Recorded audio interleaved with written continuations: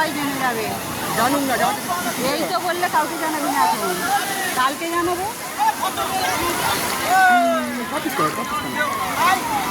ভিডিওটা তো লাইভ করে রাখতে হবে তোকে। ভিডিওটা করছি তো, আমি ভিডিও করছি।